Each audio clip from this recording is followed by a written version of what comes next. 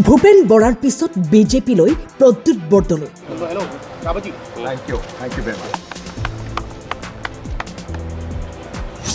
সংবাদ মাধ্যমৰ পৰা পলায়ন Gaurav Gogoi.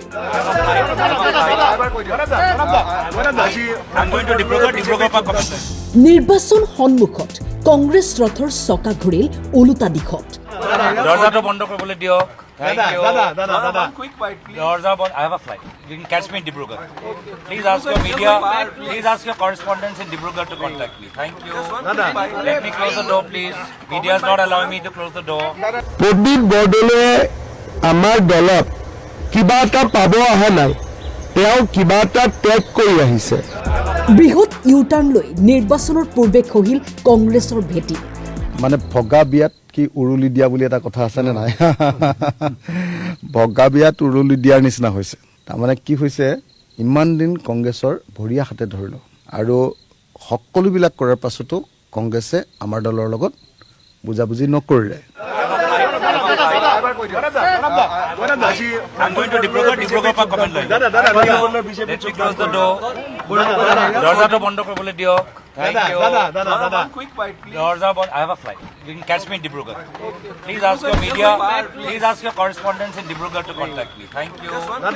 Let me close the door, please. Media is not allowing me to close the door. Media is not allowing me to close the door. Media is blocking the door. Media dorza block kori ase. Dibrugarh please bond koro. I've been waiting for you. Please send your media people to Dibrugarh. Dibrugarh is too far. One comment bite, please. অস্বস্তিত গৌৰৱ গগৈ। সকলো ধৰণৰ decision মেকিঙৰ পৰা মোক আঁতৰাই ৰখোৱা হৈছিলে আৰু মই সঁচা কথা ক'বলৈ গ'লে মই এজন এলাগী, মই এজন ক্ৰিমিনেল MLA টিকেট দিয়াটো বিচৰা নাছিলোঁ, বিশেষকৈ মোৰ নিজৰ পাৰ্লিমেণ্টাৰী কনষ্টিটুৱেঞ্চিত। মই এইটো সিদ্ধান্ত ল'লোঁ এইকাৰণেই যে মোক এনেকুৱা ধৰণে বাৰে বাৰে অপমানিত কৰা হৈছে, মই একেবাৰে ভেজিটেবল হৈ যাম। মানে প্ৰত্যেক ক্ষেত্ৰতে মোক অপমানিত কৰা হৈছে। বহুতো তেনেকুৱা উদাহৰণ আছে, কিন্তু মই এতিয়া ভাওনাত যেনেকৈ বিলাপ কৰে হাৱৈ বিয়ে কৰিবলৈ, তেনেকৈ মই বিলাপ কৰিব খোজা নাই। 96 চনত মোক মাৰ্ঘেৰিটাৰ টিকেট দিওঁতে যেতিয়া তৰুণ গগৈ ডাঙৰীয়া যেতিয়া কলিয়াবৰৰ পৰা হাৰিলে, সেই সময়ত মই তৰুণ গগৈক হাতে ভৰিয়ে ধৰি পেলাই মাৰ্ঘেৰিটাৰ পৰা MLA হ'বলৈ লৈ গৈছিলোঁ। মই তেওঁৰ ইলেকশ্যন এজেণ্ট আছিলোঁ। এইবিলাক কথা গৌৰৱ গগৈয়ে নাজানে। কংগ্ৰেছৰ নিৰ্বাচনৰ ইস্তাহাৰ কমিটিৰ অধ্যক্ষৰ দায়িত্বত আছিল প্ৰদ্যুৎ বৰদলৈ। অন্তকণ্ডলৰ বাবে দল ত্যাগ কৰি যোগদান কৰিলে বিজেপিত। ইলেকশ্যনৰ পিছত আপোনালোকে দেখিব দেৱব্ৰত শইকীয়া, ৰিপুণ বৰা তেওঁলোকেও আঁতৰি আহিব লাগিব। কাৰণ কংগ্ৰেছৰ এতিয়া ফিলচফিটো কি, যে যিজনে গড় মাৰিছে তেওঁৰ লগত থাকিব নে যিজনে গড়ক ৰক্ষণাবেক্ষণ দিছে তেওঁৰ লগত থাকিব। আজি কোনজন মানুহৰ লগত থাকিব? যিজন মানুহে পেৰাচুট লেণ্ডিং কৰি পলিটিক্স কৰি আছে, নে সেই মানুহৰ লগত থাকিব যোনে তৃণমূলৰ পৰা কপালৰ ঘাম মাটিত পেলাই ৰাজনীতি কৰি আছে। আৰু অসমৰ মানুহে এই কথাবোৰ বুজি পায়। কংগ্ৰেছতো ভাল মানুহ আছে আৰু ভাল মানুহবিলাক লাহে লাহে আমাৰ তালৈকে আহি থাকিব। আমি কোনো স্পীডত কৰা নাই, চব কাম সময়ৰ লগত হৈ থাকিব। MLAতকৈ MP বহুত সন্মানপূৰ্বক, কাৰণ এজন MLA এটা সমষ্টি চাই, এজন MPয়ে 10টা সমষ্টি চাই।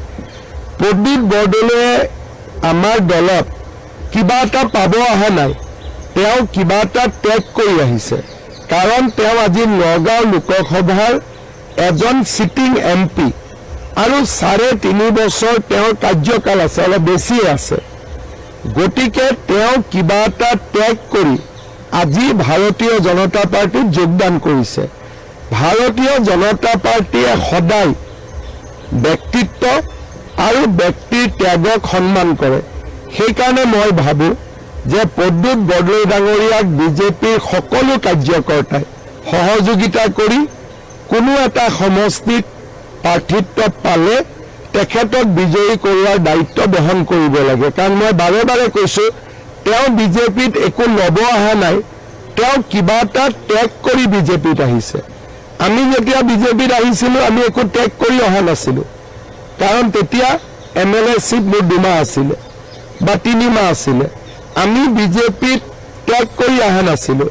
প্ৰদ্যুৎ বৰদলৈ আমাৰ ইতিহাসত প্ৰথম যোনে কংগ্ৰেছৰ পৰা জইন কৰিব কিবা এটা ত্যাগ কৰি আহিছে। 3.5 বছৰৰ তেওঁ এটা লোকসভাত টেনিউৰ আছে আৰু নগাঁৱত তেওঁ অহাবাৰো জিকিব পাৰিলেহেঁতেন, কাৰণ নগাঁৱত আমি কেতিয়াও নিজিকো। গতিকে তেওঁ ৰাজনৈতিক জীৱনৰ এটা ডাঙৰ ত্যাগ কৰি ভাৰতীয় জনতা পাৰ্টীত আহিছে। কোনোবাই যদি ভাবে তেওঁ কিবা ল'ব আহিছে, ভুল কথা। আমি হয়তো ল'ব আহিছিলোঁ, কিন্তু প্ৰদ্যুৎ বৰদলৈ ডাঙৰীয়াই কিবা এটা এৰি আহিছে। গতিকে আমাৰ কাৰ্যকৰ্তাসকলৰ এইটো দায়িত্ব যে আমি প্ৰদ্যুৎ বৰদলৈ ডাঙৰীয়াক দলৰ মজিয়ালৈ আদৰণি জনাম, আৰু যদি আমাৰ ৰাষ্ট্ৰীয় নেতৃত্বই তেওঁক বিধানসভাত চিট দিয়ে তেতিয়াহ'লে তেওঁক সকলোৱে আমি একেলগে লগ হৈ জিকাব লাগিব। এজন দুজনকৈ কংগ্ৰেছৰ শীৰ্ষ নেতাই এতিয়া পিন্ধিছে গেৰুৱা বসন। আজি মই যিটো সিদ্ধান্ত লৈছোঁ সেই সিদ্ধান্তটো মোৰ বাবে এটা সহজ সিদ্ধান্ত নাছিলে। বহুত মানসিক অন্তৰ্দ্বন্দ্ব আৰু বহুত বেদনাসিক্ত দিন কিছুমান পাৰ হৈ পেলাই মই অৱশেষত এই সিদ্ধান্তটো লৈছোঁ। মই বিচাৰিছোঁ যে মুকলি আকাশৰ তলত মূৰ তুলি পেলাই অসমবাসীক, অসমৰ কাৰণে এটা প্ৰগতিশীল মনোভাৱেৰে সৈতে অসমখনক আগুৱাই লৈ যাবৰ কাৰণে কাম কৰিম, আৰু সেইটো পৰিৱেশ বিজেপি দলে মোক দিব বুলি মোক তেওঁলোকে প্ৰতিশ্ৰুতিও দিছে, আশ্বাস দিছে। গতিকে মই ভাবোঁ যে মোৰ জীৱনৰ এইটো আটাইতকৈ কঠিন সিদ্ধান্ত। মোৰ জীৱনত ইমান কঠিন সিদ্ধান্ত মই লোৱা নাই, কিন্তু মই আজি ল'বলৈ বাধ্য হৈছোঁ। Bureau report, time 8।